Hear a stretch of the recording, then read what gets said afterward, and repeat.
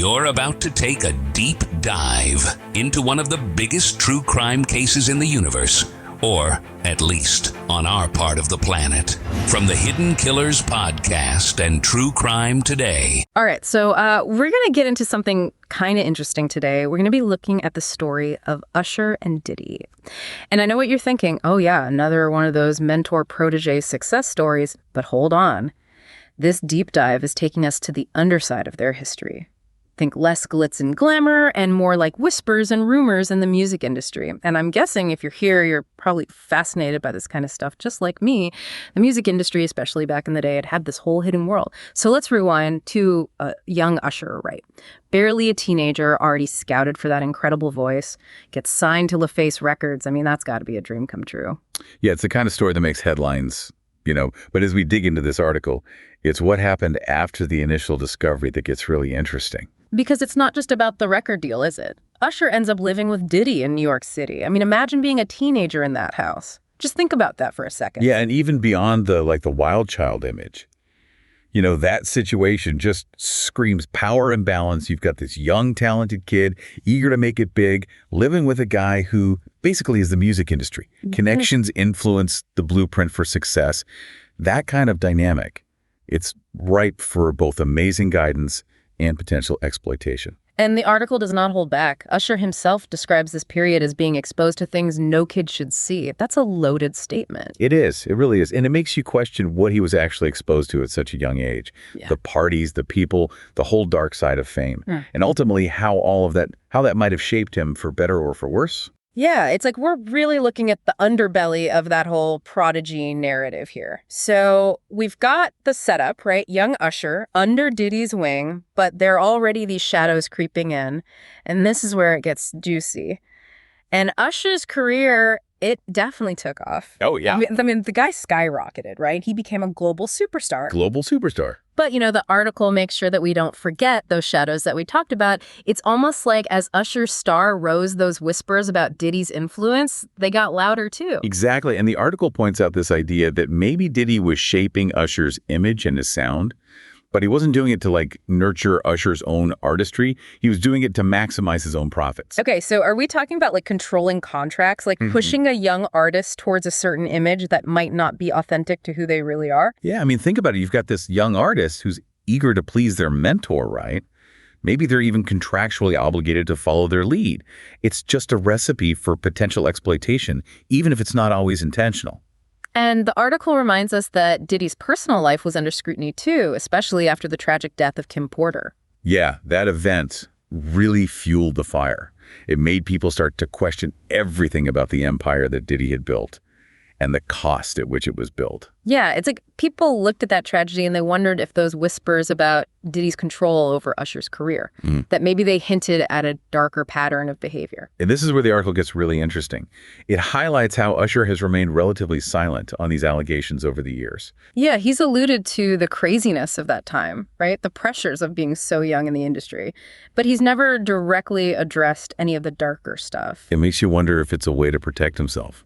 Maybe it's a legal thing. Or maybe it's something deeper, He's still processing those experiences all these years later. Yeah, silence can be deafening. And what about Diddy? How has he responded to all of this? Well, the article points out that his responses have been vague at best, praising the mentorship aspect of their relationship, but never really denying those specific allegations. Oh, it's like deflection. Exactly. Emphasize the positive and hope the negative just fades into the background. So where does that leave us? I mean, we've got this successful artist, we've got this powerful mentor, and a whole lot of unanswered questions. It really makes you wonder, right? Was this just how the music industry worked back then? A little bit ruthless, maybe cutting some corners ethically. Yeah. Well, the article doesn't shy away from that at all. It reminds us that this isn't just a story about two guys. Yeah. Right? It's about a whole system. You had these hungry young artists so eager for a shot at fame, and then these powerful figures who could make or break them. And that power dynamic, that's where things could get messy. It wasn't always malicious, but that potential for exploitation, it was just kind of baked in. Yeah, and the article draws this really interesting parallel to how artist management contracts were structured back then. Sometimes they gave mentors a huge amount of control. And not just over the music, but over the artist's image.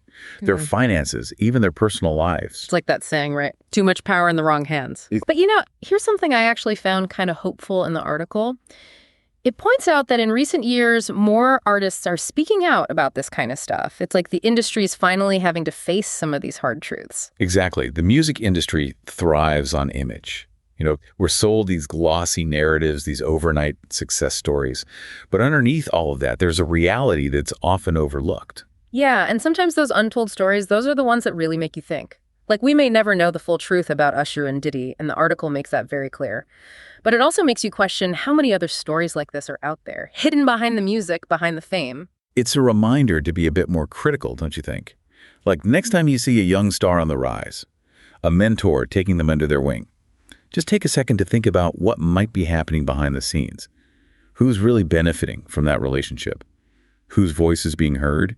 And whose might be getting silenced? It's like this article threw open a door, and suddenly you're seeing the whole music industry in this whole new light. The mentors, the artists, the contracts, the fans.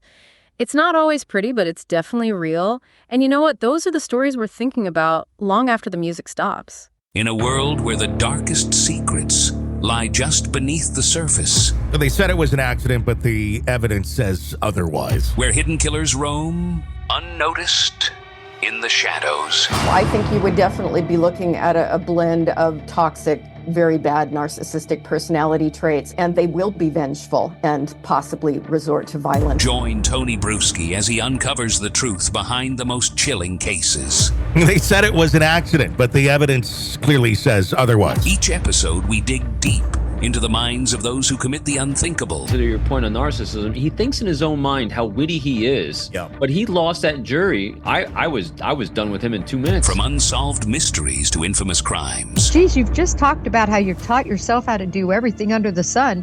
I bet you did a YouTube video, how to best kill somebody with a knife. Hidden Killers with Tony Bruschi takes you where few dare to go. How does someone with such a dark secret go unnoticed for so long? With multiple new episodes every single day. We're not just telling stories, we're seeking justice. Listen now on Apple Podcasts or wherever you get your podcasts. Just search for Hidden Killers with Tony Bruschi.